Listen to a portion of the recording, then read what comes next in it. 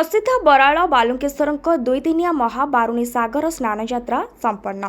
तृतीय जुगरू पालित हो आसुथिबा प्रसिद्ध बराल बालुकेश्वर दुईदिनिया महाबारुणी सागर स्नान यात्रा संपन्न हो जाइछि। पुरी जिला सत्यवादी बराल और बलपुर उभय ग्रामर आराध्य देवता बराल बालुकेश्वर और बलपुर बालुकेश्वर। तेबे पारंपरिक सागर स्नान यात्रा पई उभय ग्राम उत्सव मुखर हो उठिथिला। एही यात्रा रे बलपुर ग्रामर सान भाई प्रभु बलपुर बालुकेश्वर देव बराल ग्राम को निमंत्रित होई उभय ग्रामवासी माने घंट घंटा सह पारंपरिक वाद्य बजाई ग्राम को पाछोटी आनिथिले। बालुकेश्वर मंदिर पूर्वरु प्रभुक बाटबरणी करा जायथिला।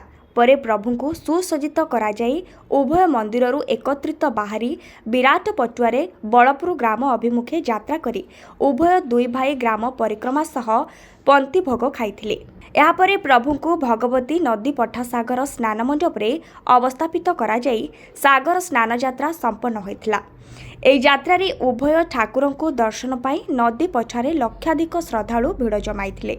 एथिपाई प्रशासन स्तर रे व्यापक व्यवस्था करा जाइथिला। बाजा बाणरे प्रकोपित होइथिला भार्गवी नदी पठा। महिला मानक संतान प्राप्ति पाई ठाकुरों अलौकिक महिमा रहितबा भक्त मानक दृढ़ विश्वास रहिछि।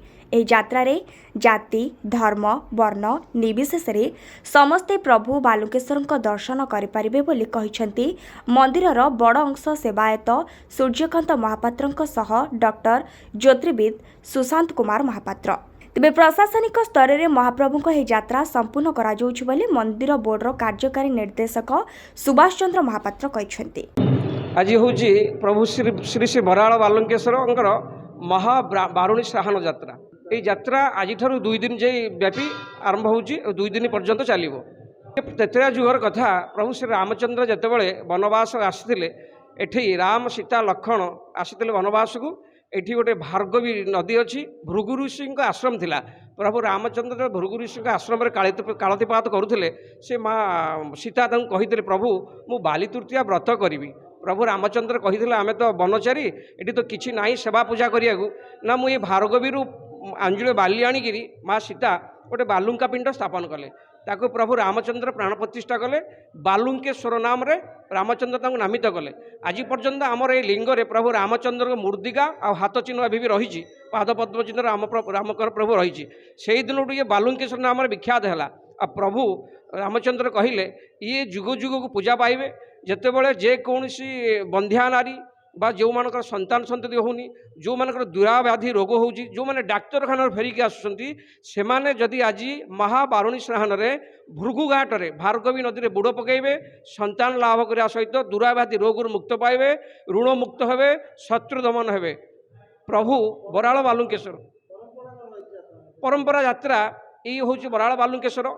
आपण बलपुर बालुकेश्वर होती सान भाई ये होती बड़ भाई। सान भाई बड़ भाई की निमंत्रण देवाक आसबे। निमंत्रण दे दुई भाई जाकि मिसिक जी आमर पाख गाँ मानक जो जिते बसती अच्छी जनबसती सबुठी प्रभु पंक्ति भोग खाइबे। विभिन्न स्वादिष्ट खाद्य प्रभु पाखे नैवेद्य लगे। प्रभु पटुआर बाण बाजा रोषणी रे प्रभु नदी भार्गवी नदी कूल गमन करेंगे। भृगुघाट पाखे अवस्थान करेंगे। प्रभु से माघ स्नान हेबे सब भक्त मान को दर्शन देवे। कारण ये यात्राटी हूँ आमर जो अछुआ लोक मानकर दर्शन पाती नहीं प्रभु को आज समस्ते मनोभरी प्रभु को दर्शन करेंगे। प्रभु को अंग स्पर्श करेंगे प्रभु को पाद छुईबे। जावतीय रोग जावतीय रोग व्याधि संतान में आज मैंने नई रे भार्गवी नदी में बुड़ पकई मनस्कामना पूरण करेंगे। पाखापाखि 10 लाख ऊर्ध्व श्रद्धालु आज योगदान देती दुई दिन जाकि 10 लाख श्रद्धालु को योगदान 10 लाख अधिक श्रद्धालु ये रे दुई दिन भोग ये आज्ञा मुख्य अन्न डाली खेचुड़ी खीरी पिठा एंडुरी एवं गजा काकेरा चूड़ासा विभिन्न फलफल नैवेद्य एवं खई कोरा विभिन्न ऋतुकालीन फल जो ऋतु जो फल मिलला ये सब ठाकुर पाखे भोग लगे।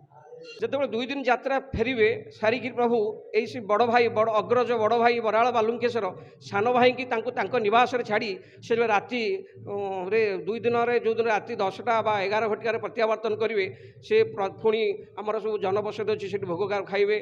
बाण रोषणी फुटब पटुआर हेबे विभिन्न बाण फुटब संगीत कार्यक्रम हम भजन समारोह हम प्रभु आमर लक्षाधिक टकर बाण भर काठ चक्र धरिकी पूरा बहुत बाण फुटब प्रभु पटुआर सुसज्जित निज बराल मंदिर को गमन करेंगे। ଏଥିରେ ଭାବ ବିହ୍ୱଳ ତ ବହୁତ ଅଛି। ହଜାର ହଜାର ଲକ୍ଷ ଲକ୍ଷ ଭକ୍ତ ଆଜ୍ଞା କାହିଁକି ଆସନ୍ତି ଏଠି ଗୋଟେ ଭାବର କଥା, ଦୁଇ ଭାଇଙ୍କ ଭିତରେ କେମିତି ଗୋଟେ ପ୍ରେମ ସମ୍ପର୍କ ଅଛି ଅନିତ ବହୁ ବର୍ଷ ପୂର୍ବରୁ। ଆଜି ବଳପୁର ବାଲୁଙ୍କେଶ୍ୱର ସାନ ଭାଇ, ବରାଳ ବାଲୁଙ୍କେଶ୍ୱର ବଡ଼ ଭାଇ, ଏଇ ଦୁଇ ଜଣଙ୍କ ଭିତରେ କିଭଳିଆ ଯେମିତି ରାମ ଲକ୍ଷ୍ମଣ ଭରତ ଶତ୍ରୁଘ୍ନ ଆମର ରାମାୟଣ ଦେଖିଥିବେ ପରସ୍ପର ପୁରା ସ୍ନେହ ଥିଲା। ଏଇ ଦୁଇ ଜଣଙ୍କର ସ୍ନେହର ପର୍ବ ଏଇଟାକୁ ମହାବାରୁଣୀ ସ୍ନାନ କୁହାଯାଏ। ଆଉ ଠାକୁରଙ୍କର ଆଜି ସାଗର ସ୍ନାନ ମହାଯାତ୍ରା, ସେଥିପାଇଁକି ମୁଁ ଧାଇଁ ଆସିଛି ବହୁତ ଦୂରରୁ। ଆଉ ଏଥିପାଇଁକି ମୋର ମାନସିକ ପୂରଣ ହେଇନି, ବର୍ତ୍ତମାନ ମାନସିକ ଗୁଆ ନଡ଼ିଆ ବସେଇଛି। ପ୍ରଭୁ ବାବାଙ୍କ ବାଲୁଙ୍କେଶ୍ୱରର ପ୍ରତି ଏମିତି ବାନା ଇଏ ହୋଇଥାଉ। ଆଉ ଆମର ମୋ ମନସ୍କାମନା ପୂରଣ ହେଉ। ମୋ ମନସ୍କାମନା ପୂରଣ ହେଲେ ମୁଁ ବହୁତ ଠାକୁରଙ୍କ ପାଖରେ 2 ବର୍ଷ ହେଲାଣି ବାହାଘର ହେଇଥିଲା, ସନ୍ତାନ ହେଉନଥିଲା। ସେଠୁ ଠାକୁରଙ୍କ ପାଖକୁ ଆସିଥିଲୁ, ଗୁଆ ନଡ଼ିଆ ବସେଇଥିଲୁ। ତାପରେ 21 ଦିନ ବାରିକି ରହିଥିଲୁ। 21 ଦିନ ପରେ ଆସି ପୂଜା ଅର୍ଚ୍ଚନା କରିଥିଲୁ। ଠାକୁରଙ୍କ କଥା ଶୁଣିଛନ୍ତି। 21 ଦିନ ପରେ ଗର୍ଭ ରହିଲା, ଏବେ 4 ମାସ। ଅପୂର୍ବ ମହିମା ରହିଛି, ମହିମା ବିଷୟରେ ଆପଣ କେମିତି ଅବଗତ ଟିକେ କାହାରି ପ୍ରତି କହିବେ କ'ଣ ରହିଛି? ନାଇଁ, ଠାକୁରଙ୍କ ପାଖକୁ ଆସିଥିଲୁ, କିଛି ଜାଣିନଥିଲୁ, ବାହାରୁ ଶୁଣିଲୁ ଲୋକଙ୍କ ଠାରୁ। ଆସିକି ଏଠି ଗୁଆ ନଡ଼ିଆ ବସେଇ 21 ଦିନ ବାରିକି ରହିଲୁ, ତାପରେ ପୂଜା ଅର୍ଚ୍ଚନା କଲୁ 21 ଦିନ ପରେ ଆସିକି। ଆଜି ଯେଉଁ କାର୍ଯ୍ୟକ୍ରମ ରହିଛି, ଆଜି କ'ଣ ଆଜି ସାଗର ବୁଡ଼ ଉତ୍ସବ ଅଛି, ଠାକୁରଙ୍କ ପାଖକୁ ଆସିଛୁ ଠାକୁରଙ୍କ ଦର୍ଶନ ପାଇଁ। ଆସିଛ ଠାକୁର ପାଖେ ଆସିଛ? ଆଜ୍ଞା, ଠାକୁର ଆଜି ବାହାରକୁ ଆସିବେ ଦର୍ଶନ ଦେବାକୁ। ଆଜି ହେଉଛି ପବିତ୍ର ବାରୁଣୀ ସ୍ନାନ ଯାତ୍ରା ବା ସାଗର ସ୍ନାନ। ଏ ଚୈତ୍ର ମାସ ଦ୍ୱିତୀୟା ତିଥି ଶତବିଶା ନକ୍ଷତ୍ରରେ ଏଇଟା ପଡ଼େ। ଏଠି ରାମଚନ୍ଦ୍ର ପୂଜିତ ଠାକୁର। ଏ ହେଲେ ବରାଳ ବାଲୁଙ୍କେଶ୍ୱରଙ୍କୁ ରାମଚନ୍ଦ୍ର ପୂଜିତ କରିଥିଲେ। ଆଉ ଆମର ଏଙ୍କର ଅଗ୍ରଜ ଅନୁଜ ବଳପୁର ବାଲୁଙ୍କେଶ୍ୱରଙ୍କୁ ଲକ୍ଷ୍ମଣ ପୂଜା କରୁଥିଲେ। ପାରମ୍ପରିକ ଅନୁସାରେ ଏଠି ଦୁଇ ଭାଇଙ୍କର ଭେଟ ପାଇଁ ଗୋଟେ ମହାବାରୁଣୀ ସ୍ନାନ ଯାତ୍ରା କରାଯାଏ, ଯାହାକି ଲକ୍ଷାଧିକ ଶ୍ରଦ୍ଧାଳୁ ଭାର୍ଗବୀ ନଦୀ ଭୃଗୁ ଋଷିଙ୍କ ଘାଟରେ ଯେ ଯାହାର ମନସ୍କାମନା ପାଇଁ ବୁଡ଼ ପକାଇଥାନ୍ତି।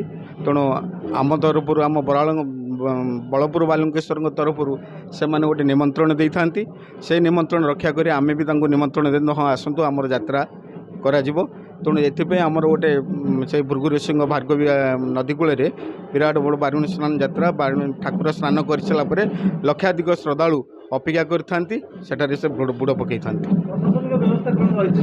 ପ୍ରଶାସନିକ ତ ସବୁ ପ୍ରଶାସନିକ ବ୍ୟବସ୍ଥାରେ କରାଯାଉଛି। ପ୍ରଶାସନିକ ବ୍ୟବସ୍ଥା ଆମ Balapur trust board, Baral trust board ପୂର୍ବରୁ ଗୋଟେ ବୈଠକ କରାଯାଏ। ବୈଠକରେ ନିଷ୍ପତ୍ତି ଅନୁଯାୟୀ ନୀତି ନିର୍ଘଣ୍ଟ ଅନୁସାରେ ସେବାୟତମାନଙ୍କୁ ଜଣାଇ ଦିଆଯାଇଥାଏ। ସେବାୟତମାନେ ସେ ଅନୁସାରେ ନୀତିକାନ୍ତି କରି ପ୍ରସ୍ତୁତ କରନ୍ତି, ଯାହା ଆଲୋକୀକରଣ, ପୋଲିସ ଆଉ ସ୍ୱାସ୍ଥ୍ୟ, ବିଦ୍ୟୁତ ସବୁ ପ୍ରକାର ବ୍ୟବସ୍ଥା ମଧ୍ୟ କରାଯାଉଛି। ବାଲୁଙ୍କେଶ୍ୱରଙ୍କ ବରାଳ ବାଲୁଙ୍କେଶ୍ୱର ବିରଜା କ୍ଷେତ୍ରେ, ପୁରୁଷୋତ୍ତମ କ୍ଷେତ୍ରେ ଦକ୍ଷିଣ ତୀରେ ଭାର୍ଗବୀ ନଦୀ ପିଠେ ଶ୍ରୀ ଶ୍ରୀ ବଳପୁର ବାଲୁଙ୍କେଶ୍ୱର ଅନୁଜ ସାନ ଭାଇ ବରାଳ ବାଲୁଙ୍କେଶ୍ୱରଙ୍କର ପୀଠେ ନିମନ୍ତ୍ରଣ ଅଗ୍ରଗତି ନିମନ୍ତେ ଶ୍ରୀ ବରାଳ ବାଲୁଙ୍କେଶ୍ୱରଙ୍କୁ ଆଜି ପବିତ୍ର ଦିବସ, ଏହାର ନାମ ଅଛି ବାରୁଣୀ ସ୍ନାନ ବା ସାଗର ସ୍ନାନ।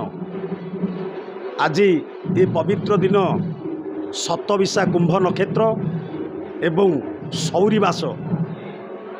ଏ ସୌରିବାସରେ ମହାପ୍ରଭୁ ଦୁଇ ଭାଇ ଏକତ୍ରିତ ହୋଇ ମହାପ୍ରଭୁ ବାଲୁଙ୍କେଶ୍ୱରଙ୍କର ପ୍ରାଙ୍ଗଣରୁ ପନ୍ତି ଭୋଗ ଖାଇ ଅଭିମୁଖେ ଯାତ୍ରା କରନ୍ତି ଶ୍ରୀ ଶ୍ରୀ ବଳପୁର ଭାର୍ଗବୀ ନଦୀ ପଠା କୂଳ, ଯେଉଁଠି ଭୃଗୁ ଆଶ୍ରମ ନଦୀ ସ୍ଥାପନ କରିଥିଲେ ଭୃଗୁ ଋଷି।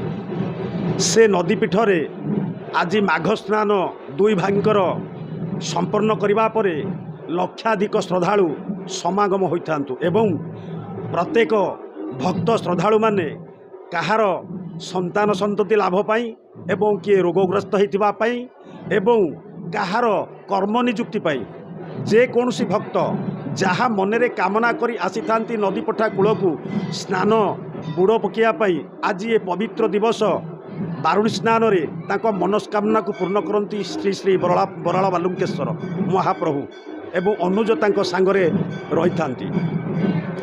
ଏଠାର ମହାତ୍ମା ବିଶେଷ ବିଶ୍ୱସତ ରହିଛି, ଯାହାକି ଆମର ବଳପୁର ଅଭିମୁଖେ ପ୍ରଭୁ ଗମନ କଲା ଟାଇମରେ ବିଭୂତି ବାଟିକା ଗୋଟେ ଅଦ୍ଭୁତ ବାଟିକା ସେଠି ରହିଛି। ସେ ବାଟିକାରେ କାଲି ପ୍ରଭୁ ଦୁଇ ଭାଇଙ୍କର ଗୋଟେ ଭାଇଚାରା ପର୍ବ ସୃଷ୍ଟି ହୁଏ ଏବଂ ସେ ଭାଇଚାରା ପର୍ବରେ ସନ୍ଧ୍ୟା 7ଟା ଠାରୁ ବାଣ ବା ଭଜନ ସମାରୋହ ବା ଗୋଟି ପୁଅ ବା ପାଲା ଇତ୍ୟାଦି ଇତ୍ୟାଦି କଳାକାରମାନେ ଆସିକି ସେଠି ପରିବେଷଣ କରନ୍ତି ଏବଂ ସେଠି ଗୋଟେ ହରିହର ଭେଟ ହୁଏ। ଶ୍ରୀ ବାଲୁଙ୍କେଶ୍ୱର ଅନୁଜ ବଳପୁର ବାଲୁଙ୍କେଶ୍ୱର ଦୁହିଁଙ୍କର ହରିହର ଭେଟ ହୁଅନ୍ତି ଏବଂ ସେ ହରିହର ଭେଟରେ ଆପଣମାନେ ଜାଣିଥିବେ, ଯଦି ଆପଣମାନେ କେହି ଭକ୍ତ ସେ ବିଷୟରେ ଅଧିକ ବୁଝିପାରିବେ ବା ଇମୋସନାଲ୍ ରହିବେ ତାହେଲେ ଆଖିରୁ ଲୁହ ନିଶ୍ଚିତ ଆସିବ। କାରଣ ଦୁଇ ଭାଇର ମିଳନ ଆଉ ଦୁଇ ଭାଇର ମିଳନ ପରସ୍ପର ଯେଉଁ ସ୍ନେହ ଶ୍ରଦ୍ଧା ମମତାରେ 2 ଦିନ ପାଇଁ ବାନ୍ଧି ହେଇ ଏତେ ବଡ଼ ପର୍ବ ଆୟୋଜନ ତାଙ୍କରି କରୁଣା କୃପାରୁ ସୃଷ୍ଟି କରିଛନ୍ତି। ଏ ଭାଇଚାରା ପର୍ବ ସେଠି ଲୋକ ବହୁତ ଶ୍ରଦ୍ଧାଳୁମାନେ ପ୍ରଭୁ କାନ୍ଦି କାନ୍ଦି ପ୍ରଭୁଙ୍କୁ ବିଦାୟ ନିଅନ୍ତି। ପୁରୀ ଜିଲ୍ଲା ପିପିଲିରୁ ମନୋରଞ୍ଜନ ମହାପାତ୍ରଙ୍କ ରିପୋର୍ଟ, ନୂଆଦୃଶ୍ୟ ମିଡ଼ିଆ ଲାଇଭ୍।